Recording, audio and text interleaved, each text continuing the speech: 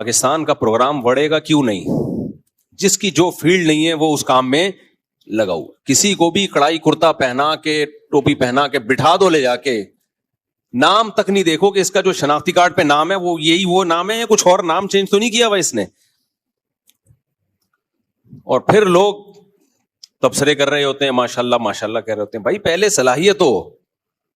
وہی بات ہے نا, ایک صاحب سے میں نے کہا کہ بھائی یہ جو آپ آج کل کے اسکالرس کو فالو کر رہے ہو, کہہ رہے نہیں وہ بات قرآن و حدیث سے کرتے ہیں. میں نے کہا آپ کو پتہ کیسے چل جاتا ہے کہ یہ حدیث کا ترجمہ صحیح کر رہے ہیں, یا جو حدیث پیش کر رہے ہیں اس کے مقابلے میں دوسری حدیث بھی ہے یا نہیں ہے؟ تو میں نے کہا مجتہدین کو کیوں فالو نہیں کرتے؟ ابو حنیفہ, شافعی, ان لوگوں کو فالو کرو جو امت کے ریسرچر تھے یہ بہت بڑے. تو کہتے ہیں کیا ان سے امام حنیفہ سے غلطی نہیں ہو سکتی, امام شافعی سے غلطی نہیں ہو سکتی؟ تو میں جواب میں کہتا ہوں ایک ہے غلطی کسی اہل سے ہو, جو غلطی کا اہل ہو, جو تحقیق کا اہل ہو, اس سے غلطی ہوگی تو معاف ہے. جو تحقیق کا اہل ہی نہیں ہے وہ درست بات بھی کرے گا تو معاف نہیں ہے. دیکھو ایک ڈاکٹر علاج میں غلطی کرتا ہے, اس کو معاف کیا جا سکتا ہے, بہت بڑا ڈاکٹر ہے یار, اس دفعہ غلطی ہو گئی, ٹانگ صحیح نہیں جڑی. لیکن کسی قصائی سے آپ نے آپریشن کرا لیا, وہ اگر ٹانگ جوڑ بھی دے گا نا, معاف نہیں کیا جائے گا کہ تو نے ہاتھ کیوں لگایا, یہ تو قدرت کی چمتکار ہو گئی, کوئی قدرت کی طرف سے کہ جڑ گئی, مطلب تجھے یہ اتھارٹی کس نے دی ہے کہ تو آپریشن کر. وہ اگر صحیح بات بھی کرے گا تو شریعت میں اس کی بات مردود ہے. بھائی تو اہل نہیں ہے. جو اہل ہوتے ہیں اذا اجتہد المجتہد, حدیث میں آتا ہے مجتہد جب اجتہاد کرے فإن أصاب فله أجران, درست نتیجے تک پہنچے 2 اجر, وإن أخطأ فله أجر, غلطی کرے تو بھی اجر, کیونکہ اس کے بس میں جو تھا اس نے کر لیا.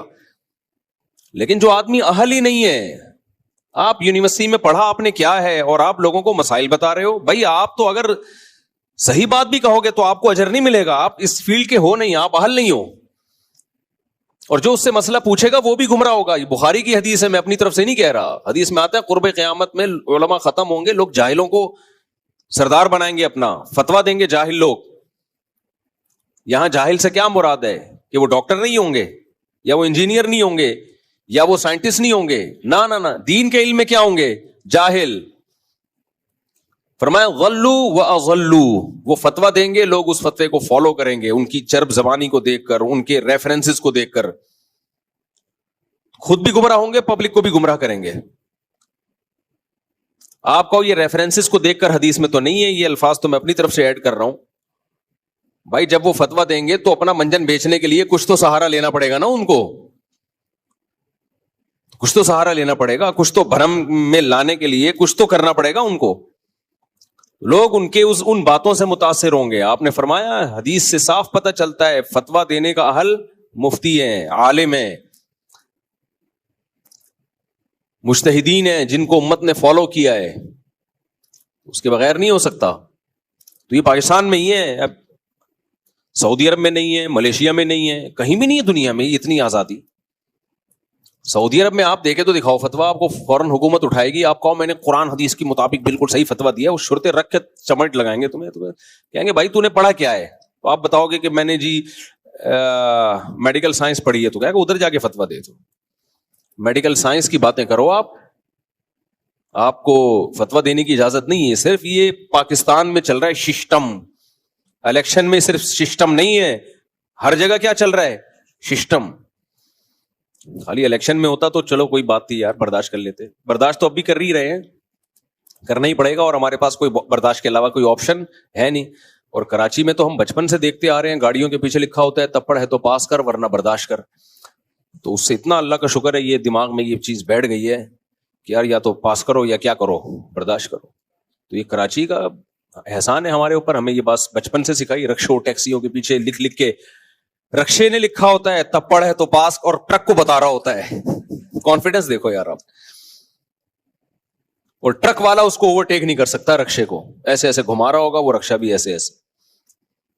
تو تپڑ ہے تو پاس کر ورنہ برداشت کر, یہ بڑی سیکھنے کی بات ہے. اب سسٹم ہے, یہ سسٹم ہے, ہم چینج نہیں کر سکتے, تو نہیں پاس کر سکتے تو کیا کریں گے بھائی, برداشت کرو. تو جو جس کی فیلڈ نہیں ہے وہ اس میں کوئی مفتی بنا ہوا ہے, کوئی حکیم بنا ہوا ہے. حکیموں میں منجن دیکھ لو یار, برباد کیا ہوا ہے یوٹیوب کی دنیا میں. ہر آدمی بیٹھ کے حکیم بنا ہوا ہے, نسخے بتا رہا ہے, ٹوٹکے بتا رہا ہے. ایک دفعہ میرے پاس فون آیا کہ میں حکیم ہوں نہیں, لیکن میں نے حکیموں والا چینل بنایا ہوا ہے. میں نے کہا کہاں سے جائز ہے آپ کے لیے یار یہ کام؟ کہتے ہیں میں صرف حکیموں کی جو مشہور دوائیں ہیں وہ بتاتا ہوں. میں نے کہا پھر آپ صرف اتنا کیا کریں, یہ بتا دیا کریں کہ یہ ایک میڈیسن ہے, اس کام کے لیے حکیم لوگ کہتے ہیں کہ استعمال ہوتی ہے نہیں ہوتی کون جانتا ہے, اپنی ذمہ داری پہ یوز. اتنا ٹھیک ہے, اس سے آگے نہیں بڑھو کہ میری تحقیق. یہ نہیں بتاؤ کہ نزلے کے لیے میری تحقیق ہے کہ یہ ہے نزلے کے لیے. ایسے جب نیم حکیموں سے واسطہ پڑتا ہے بیڑا غرق ہوتا ہے صحتوں کا. تو خیر کہاں سے کہاں نکل گئے ہم. میں بات کیا کر رہا تھا؟ شیطان کے بارے میں رپورٹ پیش کر رہا تھا.